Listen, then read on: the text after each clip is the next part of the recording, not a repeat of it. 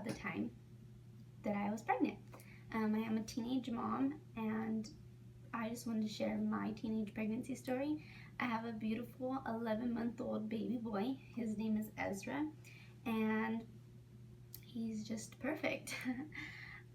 So I got pregnant when I just turned 17. I turned 17 in January, and I found out I was pregnant like 2 weeks after I turned 17. So when I found out I was pregnant, I was 3 weeks, shy of 3 weeks.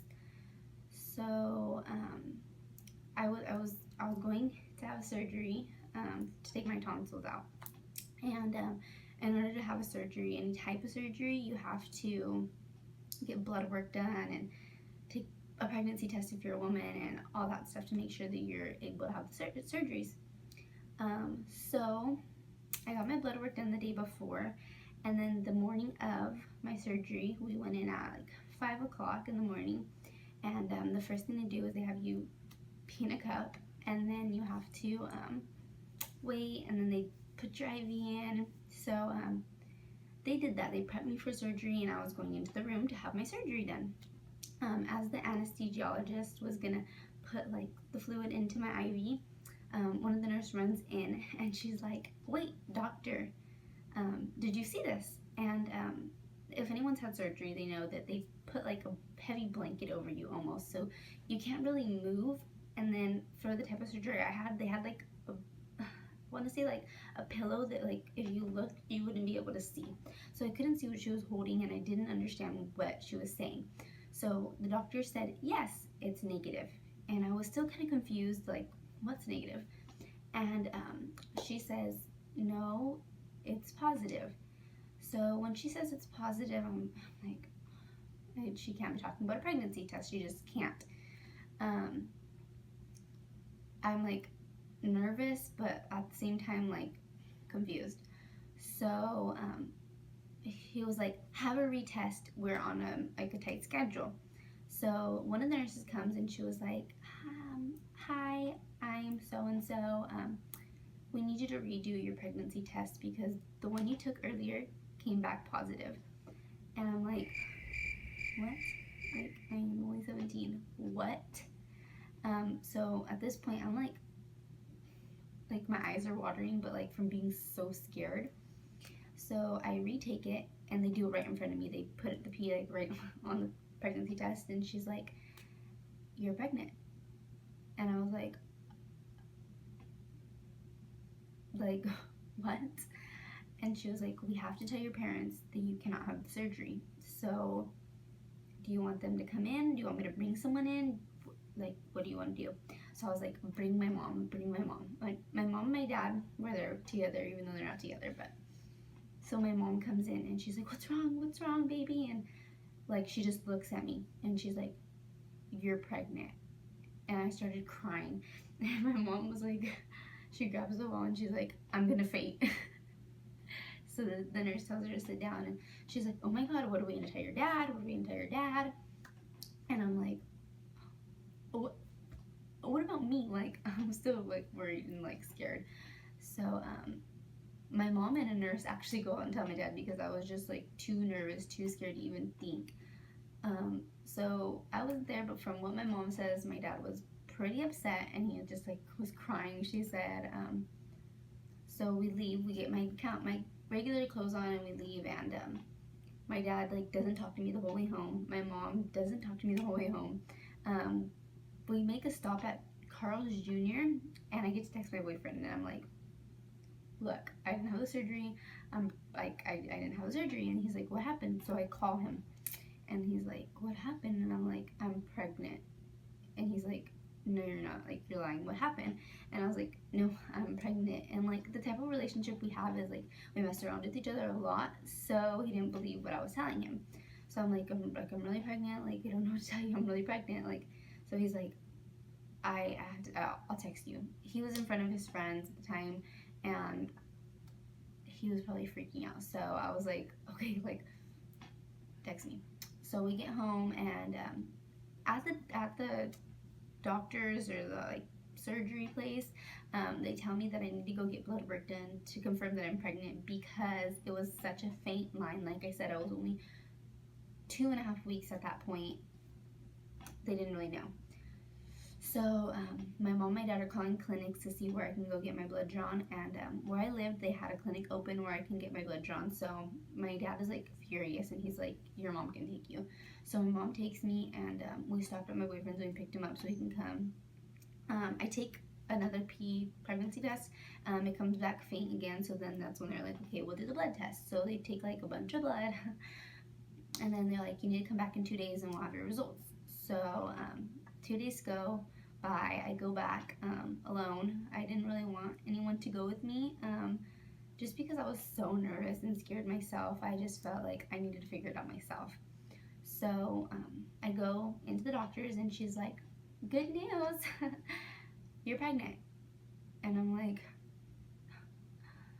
okay, I'm 17 again. I'm like so nervous. I'm a junior in high school at this point, and I was like, so everything happened so fast that day. They set me up with my OBGYN, they sent me up with like a pregnancy counselor, everything. So after that, I went back to school, and I was just like so nervous, so shocked, and I told my boyfriend, I texted him, and I was like, I cannot make it through this day, I need to go home. So I think I went home early that day, honestly. I went to my boyfriend's house, and we talked about it, and I cried a lot, and it was just really, really like nerve-wracking. So my pregnancy, it was an easy pregnancy. I want to say I had like one scare where I had to go to the hospital.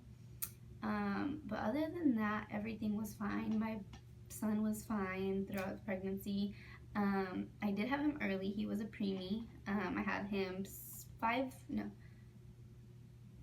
I had him at 35 weeks and 6 days. So I had him 5 weeks early. Yeah, about 5 weeks and a day early. That's pretty much it. There was no problems. The biggest problem I had was giving birth. That was, I'm not going to sugarcoat it, the like most horrible experience I've ever been through. I only had my boyfriend in the room at the time, but up until I was like pushing, everyone was in towards like the last hour. Like I remember when my dad and my stepmom came in, like to see how I was doing, I was like, just please get out, like please just get out of my face, like please. And my dad just looked at me like, we're gonna go, like we get it. I was in labor and delivery for over 24 hours, like about 36 hours. I went in because I was doing the stress test, and that's, if you don't know, where they hook you up to like a thing to hear the baby's heartbeat, a thing to read your contractions, and I was on that because I am diabetic, so they had to do that starting at 30. They're supposed to do it at 30 weeks, but they didn't. They started a little bit late, so this was like my second time there. And the reason I was there was because the day before I had the appointment for a stress test, and they had picked up a small, like, I guess like a misread on the test. So anytime that happens, they want the person to come back the next morning. So I had to be there at 7 in the morning. We got there about 7:15, and she started the test about 7:30. When she started, I could tell she was like kept looking back at me, and she kept looking at my boyfriend, and something was wrong. And so I was getting more nervous, I guess. But she comes into like the curtain, and she's like, "Are you okay?" And I was like, "Yeah, I'm fine." And she was like, "You're having a lot of contractions, and they're really big. So we're gonna monitor about 30 more minutes. If it continues, we're gonna have to take you to labor and delivery." So I'm like, what the heck? And I look at my boyfriend, and I'm like, I don't feel anything at all. So 30 minutes go by, and she's like, you're gonna have to go over to labor and delivery. So if you're not having any pain, you can walk, and we'll see how that goes.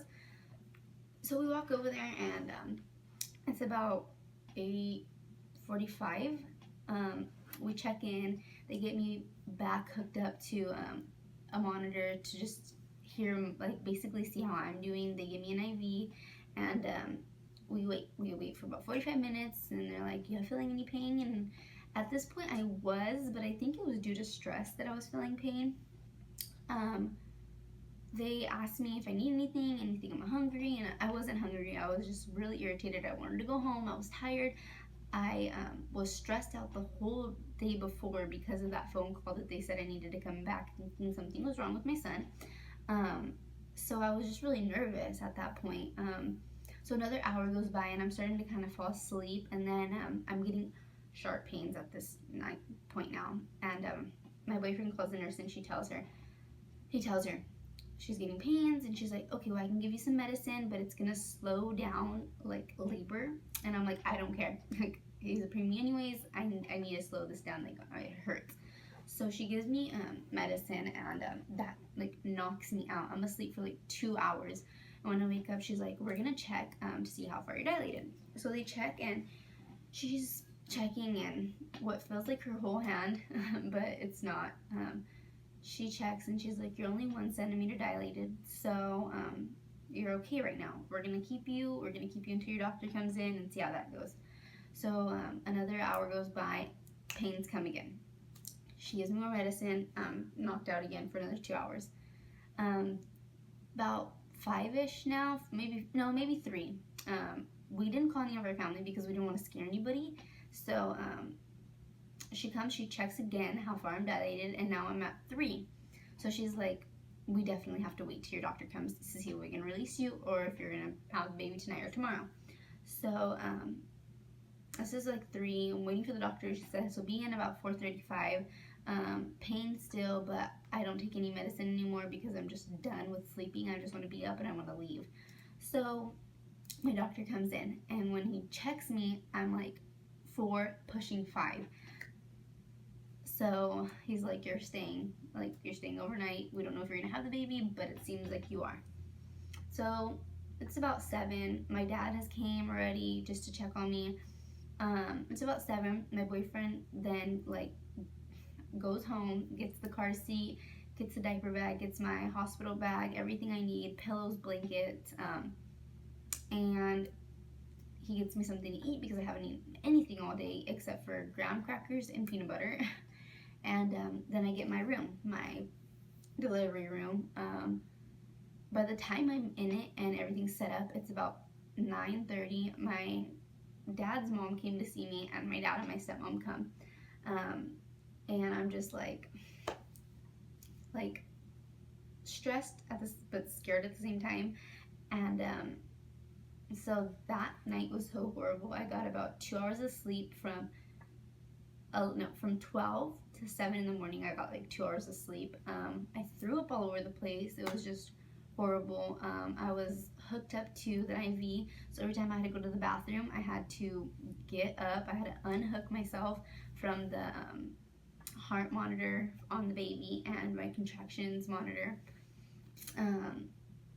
Then the next day, August 31st, at 6 o'clock in the evening, I had my son. I did take the epidural. I got that about 2 o'clock, and then I had him at 6. So he was 6 pounds 15 ounces. He weighed 6 pounds 15 ounces, and he was 18 inches long.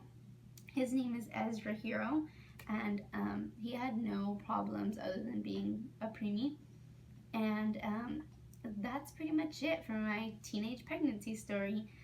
If you guys would like to know anything else, comment down below, and please hit that like button and subscribe for more videos.